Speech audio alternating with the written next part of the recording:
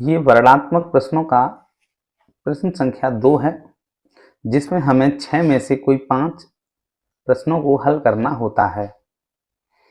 तो आइए हम इसके 5 प्रश्न देखते हैं। सबसे पहला प्रश्न है ये क एक सीधा राजमार्ग एक मीनार के पाद तक जाता है और मीनार के शिखर पर खड़ा एक आदमी एक कार को 30 डिग्री के अवनमन कोण पर देखता है, जो कि मीनार के पाद तक एक समान चाल से जाती है।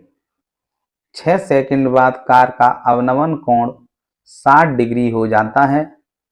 इस बिंदु से मीनार के पाद तक पहुंचने में कार द्वारा लिया गया समय ज्ञात कीजिए। ये कोई एक सीधा राजमार्ग है जो एक मीनार के पाद यानी पैर तक जाता है। यहाँ कोई कार खड़ी है, मान लो ए, ये डी है, और इस डी पर मीनार के शिखर पर बैठा कोई व्यक्ति यहाँ इस कार को 30 के अवनमन कोण पर देखता है, तो ये वाला कोण भी यहाँ 30 हो जाएगा। 6 सेकंड के बाद मान लीजिए वह व्यक्ति यहाँ आ जाता है और यहाँ अब इस व्यक्ति की आंख पे जो अवनमन कोण बनता है वो 60 डिग्री बनता है, तो ये जो कोण है ये 60 अंश का हो जाएगा। तो यहाँ से लेके अब यहाँ तक उस व्यक्ति को कितना समय लगेगा यदि वो समान चाल से चल रहा है। तो मान लेते हैं कि ये मीनार h मीटर ऊंची है, ये जो उसको दूरी अब शेष चलनी है ये y है, और उसने 6 सेकंड में जो दूरी चली थी वो x थी। तो जब हम tan 60 डिग्री लेंगे तो इस त्रिभुज में tan थीटा बराबर लंब बट्टे आधार होता है, तो h बटे y हो जाएगा, h बटे y। tan 60 की वैल्यू लगा लेते हैं √3 और ये हो जाएगा h बटे y, और h की यदि वैल्यू निकालें यहाँ से तो √3y हो जाएगी। उसके बाद जब हम यहाँ tan 30 अंश लेंगे तो इस त्रिभुज के लिए, इस पूरे त्रिभुज के लिए जो लंब है वो h होगा और आधार जो है x प्लस y होगा। इसकी जो वैल्यू है tan 30 अंश की 1/√3 होती है और ये h/x प्लस y हो जाएगा। यहाँ से जब हम क्रॉस मल्टीप्लिकेशन करेंगे तो हमें मिलेगा x प्लस y बराबर √3 इंटू h। तो x प्लस y बराबर √3 इंटू h की वैल्यू हम यहाँ समीकरण 1 से रख देते हैं, तो √3 इंटू y, √3 और √3 का मल्टीप्लाई करते हैं तो 3 आता है, तो हम आगे इसको लिखेंगे x प्लस y बराबर 3y, या x बराबर 3y माइनस y, या x बराबर 2y। तो y की जो वैल्यू है वो निकल के आई हमारी x बटे 2, या हम ये कह सकते हैं कि ये जो शेष दूरी बची है y, ये कितनी है, ये x बटे 2 है, यानी जितनी दूरी उसने चली थी x, उसकी अब ये आधी दूरी बची है। और ऐसे समझ सकते हैं कि x मीटर दूरी को चलने में लिया गया समय कितना था, 6 सेकंड था। अब हमें कितनी दूरी चलनी है, x बटे 2, तो x बटे दूरी को चलने में जो लिया गया समय होगा वो कितना होगा, 6 बटे 2, यानी 3 सेकंड में कार जो है मीनार के पाद तक पहुंच जाएगी। तो इसका जो आंसर है वो कितना है, 3 सेकंड। क्वेश्चन नंबर दूसरे का ये ख है, बिंदुओं ए तथा बी को मिलाने वाले रेखाखंड AB को 4 बराबर भागों में विभाजित करने वाले बिंदुओं के निर्देशांक ज्ञात कीजिए। तो मान लीजिए ये बिंदु A है और ये बिंदु जो है B है। A के जो निर्देशांक दिए हैं -2,2 दिए हैं और B के जो निर्देशांक हैं 2,8 हैं। तो हमें इसके 4 भाग करने हैं। पहले इन A और B का आधा करना पड़ेगा, फिर इस आधे भाग का भी आधा करना पड़ेगा, मान लो ये Q है, और इस आधे का जब आधा करेंगे तो ये R बन जाएगा। और ये हो गए इसके 4 बराबर बराबर भाग। अब इनके निर्देशांक कैसे निकालेंगे? सबसे पहले हम P के निर्देशांक निकालते हैं। तो P जो है इस AB का मध्य बिंदु है। तो मध्य बिंदु के जो निर्देशांक होते हैं वो होते हैं x1 प्लस x2 बटे 2, x1 प्लस x2 बटे 2, comma y1 plus y2 plus y2 बटे 2। आगे सॉल्व करेंगे, -2 और 2 0 होगा, 0 में 2 से भाग देंगे तो 0, 2 और 8 10 होगा, 10 में 2 का भाग दिया जाएगा तो 5। इस तरह से जो P के निर्देशांक हैं ये 0,5 निकल कर आए। अब इस Q के निर्देशांक निकालने के लिए A और P के मध्य बिंदु निकालने होंगे। तो Q जो है कैसे निकाला जाएगा? A और P के मध्य बिंदु, फिर वही x1 प्लस x2 बटे 2, कॉमा y1 प्लस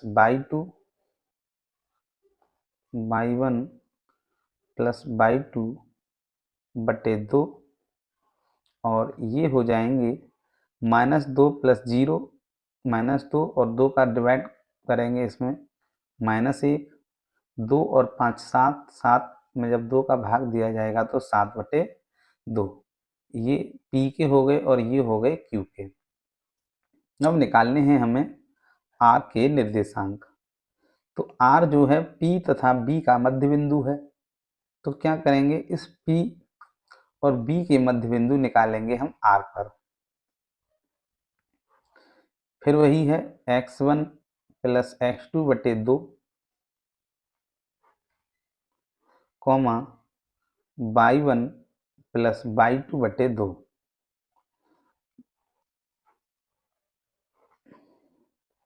आगे सॉल्व करते हैं, ये 2 का 2 में भाग देंगे तो 1, और 5 और 8 कितने होते हैं, 13 भागित 2। तो ये तीसरे हो गए इसके Q के और R के निर्देशांक। तो हमें 3 निर्देशांक निकालने थे, 1, 2 और 3। क्वेश्चन नंबर दूसरे का ग, एक भिन्न का अंश उसके हर से 3 कम है। यदि अंश तथा हर दोनों में 2 जोड़ा जाता है तो नई भिन्न तथा मूल भिन्न का योग 29/20 हो जाता है। मूल भिन्न ज्ञात कीजिए। तो मान लेते हैं कि जो मूल भिन्न है उसका अंश जो है x है, तो हर कितना होगा, अंश उसके हर से 3 कम था तो हर जो है उसके अंश से 3 ज़्यादा होगा। और जो हमारी मूल भिन्न है, जो मूल भिन्न है वो कितनी हो जाएगी, वो हो जाएगी x बटे x प्लस 3। प्रश्न ये कह रहा है कि यदि अंश तथा हर दोनों में 2 जोड़ा जाता है, यानी इसके अंश तथा हर दोनों में 2 जोड़ दिया जाता है, तो x प्लस 2 और x प्लस 3 इसमें भी 2 जोड़ दिया जाता है। तो जो भिन्न बनती है वो कौन सी है? वो नई भिन्न है। और इस नई भिन्न और मूल भिन्न का यदि योग किया जाए x प्लस 2, इन दोनों को जोड़ लेंगे x प्लस 5, और मूल भिन्न कितनी थी हमारी? x बटे x प्लस 3। इन दोनों को यदि जोड़ दिया जाता है तो इनका योगफल 29/20 हो जाता है। तो अब ये नई मूल भिन्न जो है ज्ञात करनी है। इस समीकरण को क्या करते हैं, हम सॉल्व कर लेते हैं। नीचे इन दोनों का मल्टीप्लाई करेंगे, x से x का मल्टीप्लाई करेंगे तो x स्क्वायर आएगा, x का 5 से मल्टीप्लाई करेंगे तो प्लस 5x आएगा। 3 का मल्टीप्लाई पहले x से करेंगे, 3x आएगा, और 3 का मल्टीप्लाई फिर 5 से करेंगे तो 15 आएगा। इधर इन दोनों का मल्टीप्लाई करेंगे तो ये हो जाएगा x square plus 2x plus 3x plus 6 plus x plus 5 से इधर x में मल्टीप्लाई करने पर x स्क्वायर प्लस 5x बराबर में 29/20। आगे सॉल्व करते हैं। x स्क्वायर और x स्क्वायर ये हो जाएगा 2x स्क्वायर, 2x और 3x 5x और 5 10x प्लस 6 बटे x square plus 8x plus 15 बराबर 29/20। क्रॉस मल्टीप्लिकेशन करने पर 20 से ये हो जाएगा 40x स्क्वायर प्लस 200x और 120, 20 छक्के 120। 29 से मल्टीप्लाई करेंगे 29x स्क्वायर प्लस 29 का मल्टीप्लाई 8 में करेंगे तो 8 72, 8 दूनी 16, ये आएगा 232x। 15 का मल्टीप्लाई करते हैं तो 15 निम्मा 135, हासिल 13, 15 दूनी 30 और 13 43। इस इक्वेशन को आगे सॉल्व करते हैं।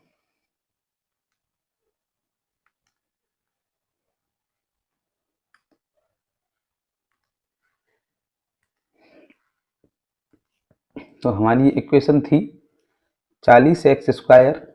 एक बार इधर और सॉल्व कर लेते हैं। ये हो जाएगा 40x स्क्वायर, इधर से माइनस करेंगे इसे 29x square plus 200x minus के आ जाएंगे इधर 232x प्लस 120 और माइनस के 435 और बराबर में बचेगा 0।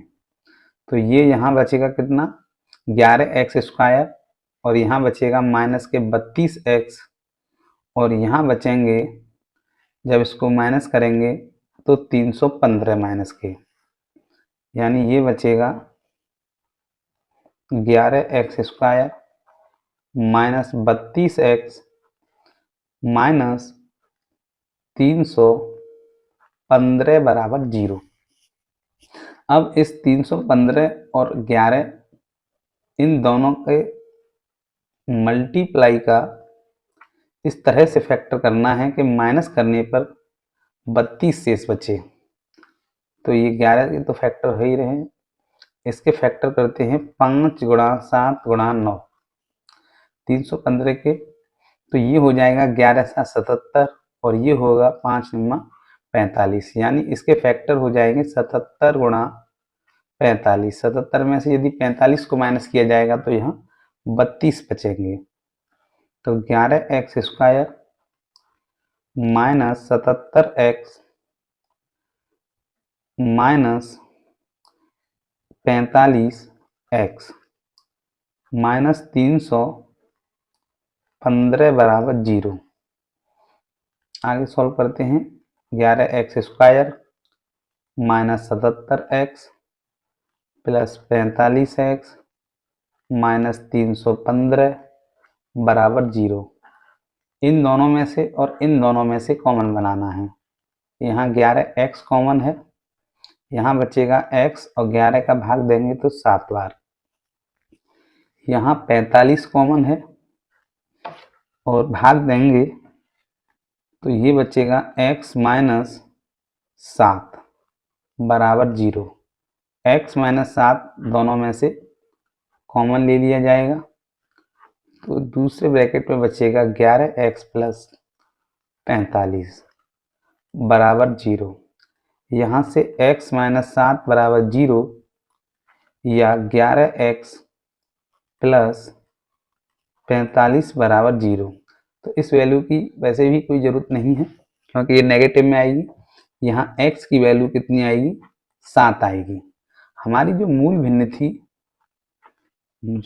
भिन्न थी वो कितनी थी, x बटे x प्लस 3। तो x की वैल्यू यदि 7 लगाई जाएगी तो ये 7 बटे 7 प्लस 3 यानी 7 बटे 10 होगी, जो कि इसका क्या है, सही आंसर होगा।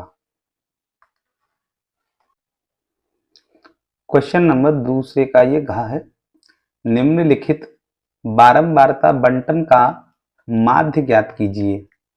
तो हमें ये वर्ग अंतराल दिए गए हैं तथा बारंबारताएं दी गई हैं। तो सबसे पहले हम क्या करते हैं कि माध्य ज्ञात करने के लिए जब कोई वर्ग अंतराल दिए होते हैं तो उनका मध्यमान निकाला जाता है, जिसे x से डिनोट किया जाता है। तो मध्यमान कैसे निकालते हैं, इन दोनों के मान के योगफल का आधा। तो 20 और 60 80, 80 का जो मध्यमान होगा आधा वो होगा 40। 60 और 100 160, जिसका आधा करेंगे तो 80 हो जाएगा। 100 और 150 का जो मध्यमान होगा वो 125 होगा। 150 और 250 का जो मध्यमान होगा वो 200 होगा। 250 और 350 के बीच का जो मान होगा वो 300 होगा।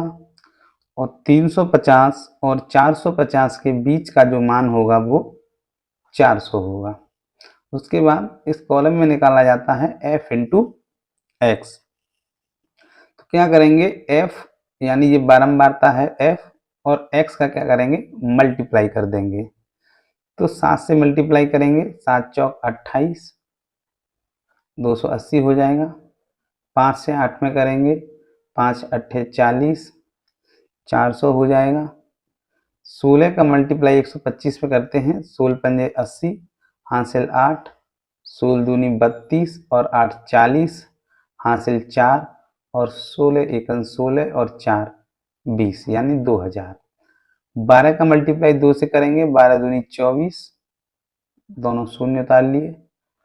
2 का गुणा 3 से करेंगे, 2 तिया 6, 600। और 3 का गुणा 4 से करेंगे तो 3 चौक 12 यानी 1200। उसके बाद क्या करना है, हमें यहाँ सिग्मा एफ एक्स ज्ञात करना है, इन सब का योगफल। तो ये होगा 0 0 0 0 0 0। उसके बाद 8 0 0 0 0 0 यानी 8।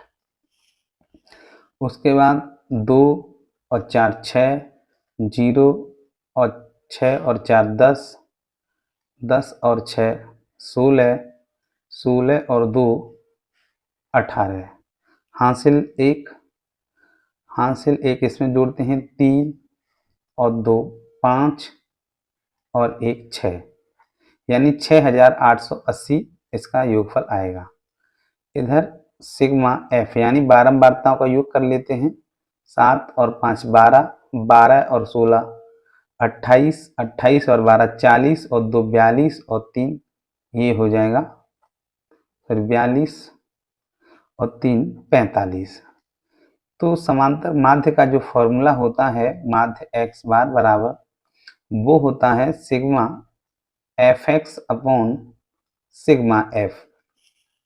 सिग्मा एफ एक्स की वैल्यू रखते हैं 6880 बटे सिग्मा एफ की वैल्यू रखते हैं 45। दोनों को 5 से काटेंगे, 5 निम्न 45, 5 से काटेंगे 5 एकन 5, 1 बचा 18, 5 तिया 15, 3 बचे 38 हो गए, 5 ती 18, 3 बचे 38 हो गए, 5 सत्ते 35 और 3 बचे 30 हो गए, 5 छक्के 30 बटे 9, 9 से डिवाइड करते हैं 1376 को, 9 एका 9, 4 बचे 47, 9 पंजे 45, 2 बचे 26, 9 दूनी 18, 8 बचे 80 हो गए, 9 8 72, फिर 8 बचे 80 हो गए, 9 8 72।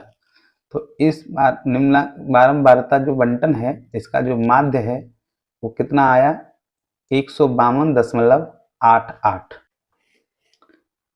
ये क्वेश्चन नंबर दूसरे का बिंदीय है। 867 और 255 का मासा यूक्लिड विभाजन एल्गोरिथम से ज्ञात कीजिए।